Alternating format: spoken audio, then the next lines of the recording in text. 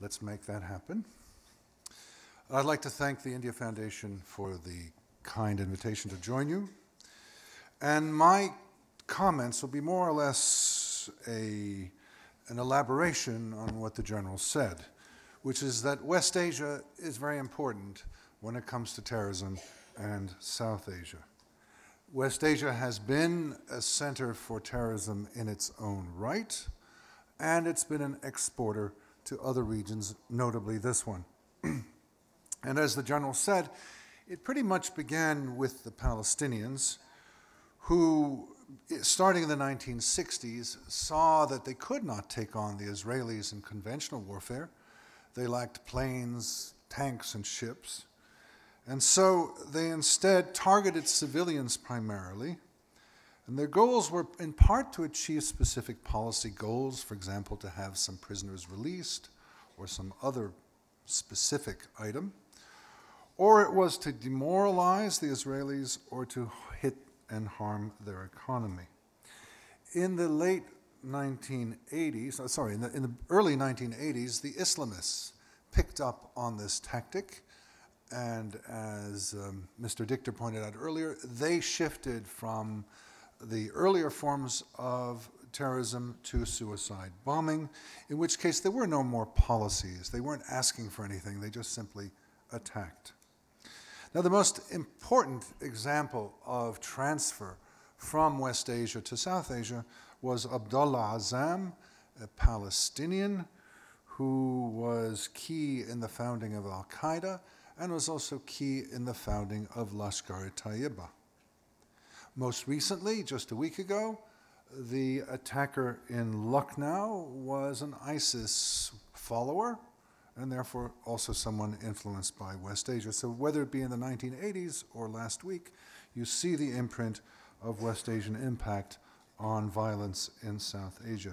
So my question to you is, will this influence continue, or is this something that is only in the past? And to understand the influence, I think you need to look at the sources.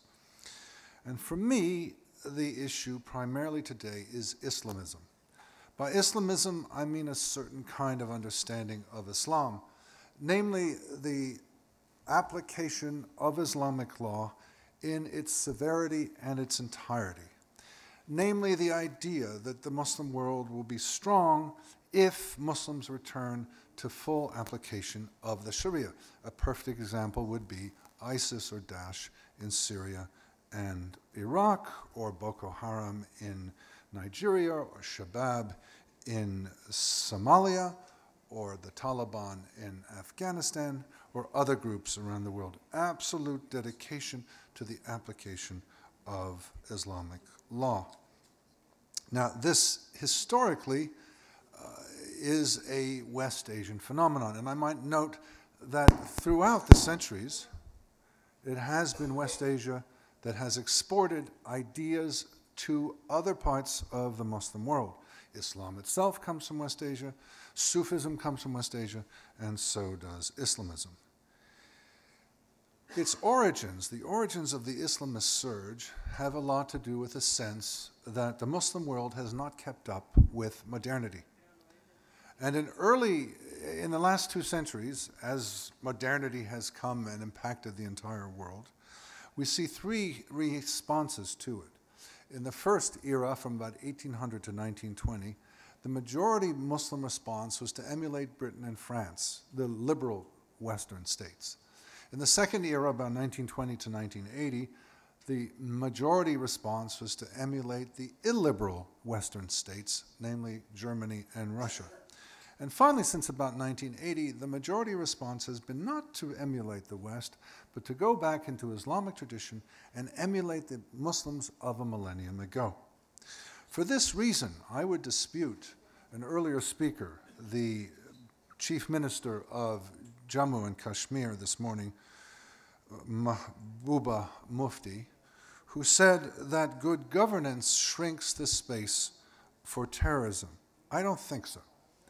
If you look at North Korea, Zimbabwe, or Haiti, you see 3 examples of terrible governance, atrocious governance, each in its own way. And yet one does not find terrorism coming out of these 3 countries. Contrarily, if you look at France, Canada, and Australia, you see three countries which do have governance and which are suffering indeed from terrorism. I don't see a correlation either between governance or personal standing and jihadi violence. Rather, what I see is attraction to an idea. This is a powerful idea. I would go further and argue to you that just as communism was a radical utopian ideology that had great attraction to many people, and particularly educated ones, and so did fascism. Now it is Islamism's turn, and Islamism has great attraction to those who have the dynamism and creativity to think about the world, and particularly to think about the Ummah, the Muslim community. And they're saying the way to strengthen the Ummah is by going back and applying Islamic law. So it's not about governance, it's not about personal status, being rich or poor, employed or unemployed, educated or not. It's about attraction to this idea. Jihadi violence results from this deep sense that the Muslim community, the Ummah, has not done well in the modern era. But it results also from other factors in West Asia. West Asia was renowned in decades past for its dictators, figures like the Shah of Iran, Saddam Hussein of Iraq, Hafez al-Assad of Syria, and Muammar Gaddafi of Libya. Murderous regimes certainly still exist in the region, but far more notable is the fact that anarchy, fawda, anarchy has spread. Going from west to east, Mali is the north of Mali is essentially without rule. Libya itself has two main forces and they fight across the country. In Somalia, since 1991, there has been no effective government. In the Sinai Peninsula, the Egyptian government has lost control. In Yemen, there is a major civil war and there's no central power. In Lebanon, there's been no central power, arguably since the late 60s. In the Palestinian Authority, there is anarchy. The Palestinian Authority itself does not rule. In Syria, of course, there's a tremendous civil war between four main factions: the government, ISIS, other Sunni groups, and the Kurds. In Iraq, substantial parts of the country are anarchic. Afghanistan has never, since the 1973 overthrow of the regime, had a government that's in control of the country. Pakistan sees tribal zones, particularly in the northern area, not under full government control. As a result of this pattern of anarchy that goes across West Asia and down to South Asia, national arsenals previously guarded by state institutions are now open to being plundered. And we can see how arms have spread. For example, Libyan weapons have spread to West Africa and to Syria.